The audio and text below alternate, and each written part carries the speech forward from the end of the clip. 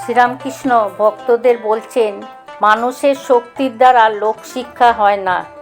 ঈশ্বরের শক্তি না হলে অবিদ্যা জয় করা যায় না।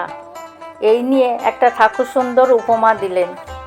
দুজনে কুস্তি লড়েছিল, হনুমান সিং আর একজন পাঞ্জাবি মুসলমান।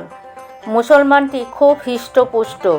কুস্তির দিনে আর আগের 15 দিন ধরে মাংস ঘি খুব করে খেলে। সবাই ভাবলো এই জিতবে। হনুমান সিং গায়ে ময়লা কাপড় কদিন ধরে কম কম খেলো আর মহাবীরের নাম জপ করতে লাগলো। যেদিন কুস্তি হলো সেদিন একেবারে উপবাস।